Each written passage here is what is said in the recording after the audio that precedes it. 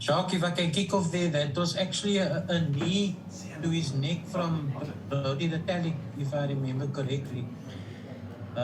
Is he okay? So, yeah. Listen, I don't know what happened. I just saw he's got a massive bump behind his ear. Then he's just nauseous. He doesn't feel great. So, Ashfaq, I did just said, listen, if you're not feeling great, let the doc check you out. Yeah. So no, yeah, I'm sure he will be fine, but just not take a chance. Jock, this is Nathan speaking. Jock, well, let me say, Jock, congrats on the win, but more importantly for entertaining the spectators. You've had the luxury of having fans for a whole month, something that sports-loving people in South Africa are deprived of. I want to give you a scenario. Let's say the sports minister was listening to this. What would you tell him or try to motivate the opening of stadiums for South African fans? Oh, yes, on that. Listen, that is, yeah. Look, it's nice playing against in front of fans, but I mean, you must always look after. I can't comment on the safety of South Africans and the public. I mean, I'm sure there would be reasons which is above my pay grade in terms of why things are done as they're done, and I just trust them fully with it. It will, but like I say, it's nice to play in front of fans. Obviously, we would like to entertain, and it's nice to get a vibe and stuff like that. But I mean, those decisions are full on. The government will have more info with all the specialists that they consult in terms of what they think is the best way forward.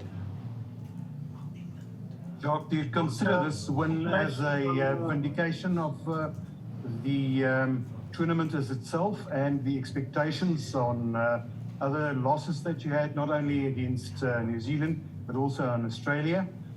Just speak to us about what's going on in your mind and in the change room of the players at this stage, please.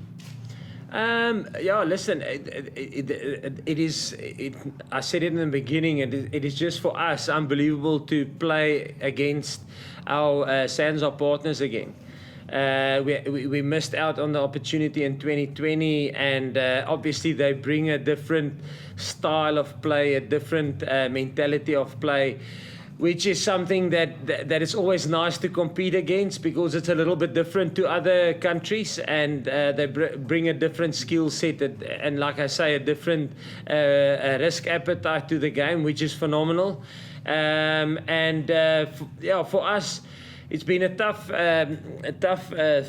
4 weeks, if I can put it like that. I mean, obviously we lost momentum in not securing victories in the first 3 games, and in fairness, if you look at it, that's the margins in when number 1, 2, and 3 in the world play against each other. You know, it's this weekend we were fortunate that we got an opportunity at the end of the game to win it. You know, last week New Zealand had that opportunity, you know, and in the first test match against Australia, they got it in the 20 minutes on the clock. Last week, New Zealand 2 minutes on the clock. And again, that's how small the margins are. And tonight we got it at probably the last play of the game. So when 1, 2, and 3 in the world play each other, it's that tight. And it was unbelievable. And that's why it's good for us to play at these games, you know, because it's probably a good exposure for our guys, getting used to big games. When you're going to play in a World Cup quarter-final, semi-final, final, this will be the pressure that you'll be under. Last one on the link here, guys, and then we'll move on to the other teams. Like, Jacques, hey, Tom here. I just wanted to ask about, during the week, you and your players sort of talked about how you would, in some ways, commit to the same strategy for this match, but it looked like you guys were playing with a little bit more ball in hand and a bit more expansive. Did you change the strategy for this game, or do you consider that to be very much sort of a repeat from last week, and it just obviously ended with a slightly better result for this match? I think I said it last week. You know, you can only play what they present you, and if they present 14 in the front line and only one guy at the back, the space is not in the front line. Then the space is at the back. Where tonight there was a little bit more opportunity. I thought they dropped back more players to cover the backfield, which gave us the opportunity and which gave us the pictures that there's more space to keep the ball in hand. And that's the thing, you know, it's test matches again, 1, 2, and 3 play each other. There's not a lot of space, but you can't cover everything. So the key thing is you must, if you see space, you must attack it. It might be through a passing game, it might be through a running game, and it might be through a kicking game. And we're trying to find the balance. I don't think we're there yet. I thought we were a little bit better today. There was opportunities last week where there was opportunities to run it out of our own half or our own 22 on turnovers where they just sent players back and we didn't utilize that. But that's the learnings you get through losing games. And so I think, like I said last week again, I don't think we're at the level where we were in 2019 yet, due to the fact that we haven't played a lot of rugby in 2020, international rugby.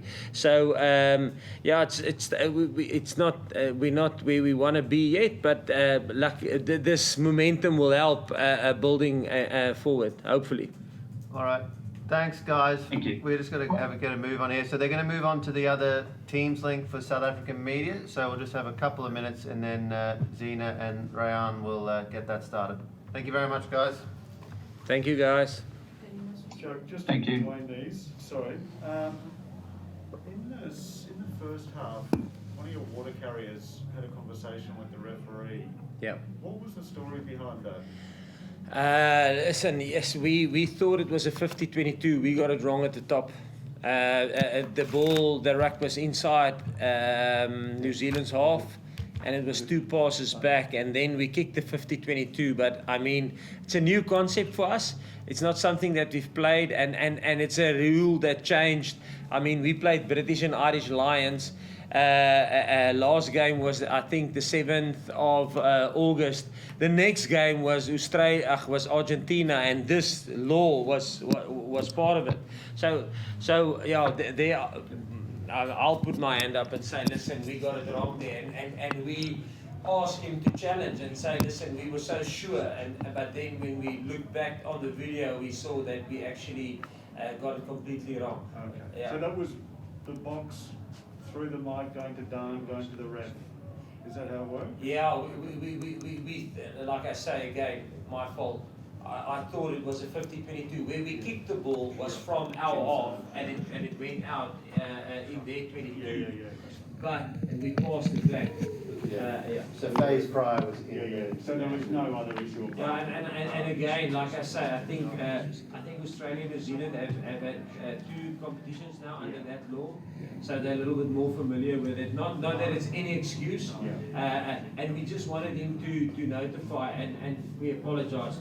We just got it wrong. It did look like it live. I thought so too when I saw it.